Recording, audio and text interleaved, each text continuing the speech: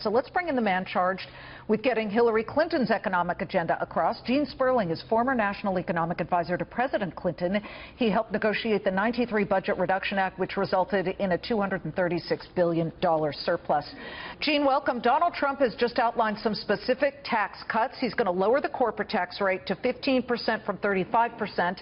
And then on the other end of the spectrum, he very confidently says the poorest will pay no tax. That's pretty seductive to two big voting blocs. Secretary Clinton wants to raise on businesses. How will she beat the popularity of Trump's outline? Well, I think with Donald Trump, you always have to look at what's actually there as opposed to how he markets it.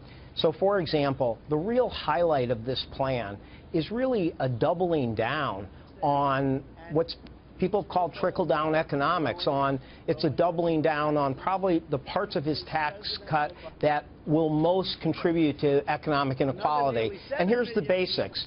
The basics are that we know that a tremendous amount of the income gain over the last 15 years has gone to the top 1%.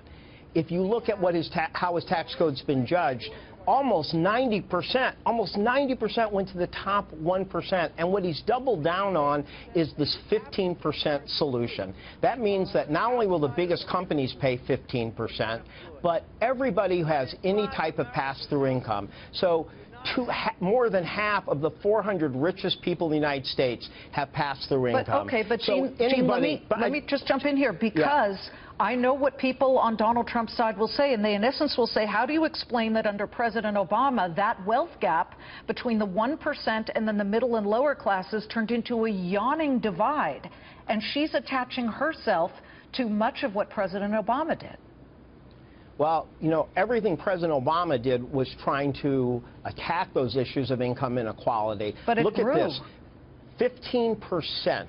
It would mean that if you are, he said hedge fund guys would pay more, they wouldn't pay carried interest. They pay 23.8% now. They would pay 15%. Corporate law partners, anybody who has any kind of business income, whether you're a consultant, a lobbyist, a hedge fund manager, investment banker, corporate lawyer, you would now pay 15%, lower than most middle-income families. The largest multinational companies that people think have paid too little would pay 15%. So, you know, I don't know whether his first plan or his second plan will win the gold medal for which is the most regressive and most contributes to income inequality, but it'll be a tight race. Well, it will be competitive. Let's spin it forward to Hillary's plan. You know, she courted Bernie Sanders voters with big education and health care plans.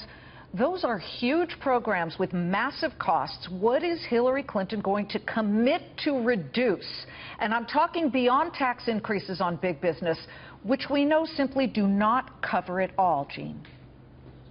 Well, you know, what I would say is that when you look at groups that have looked at each of their plan, look at what Mark Zandi, who was a former economist who advised John McCain, said. I read his plan, and he says hers will create jobs. But I'm asking, what is she committing to cut or reduce? She has put forward plans that will cut the spending we do in unnecessary tax expenditures for companies that often reward people for moving jobs overseas. She would limit the deductibility for those who are most well off to 28%. She'd have a millionaire surtax. What she's doing is putting forward a public investment strategy in middle-class jobs, in infrastructure, in manufacturing, in small businesses, in areas that have been hard hit. And she's showing that she's going to be responsible and pay for each item. That's a vast difference than what you're seeing from Donald Trump, who you have to admit has been shown to have debt increasing by $10 trillion over 10 years and up to $30 trillion over 20 years, and that's from independent organizations. She is going to speak today, Gene. She's going to speak today, and it feels like, because he did it today too, both she and Donald Trump believe the answer to getting votes is to highlight the shortcomings of the other. What is the one thing Hillary can say on Thursday to show that she can better manage the economy than a businessman who's built buildings and he always says signs the front of checks, where he's created jobs?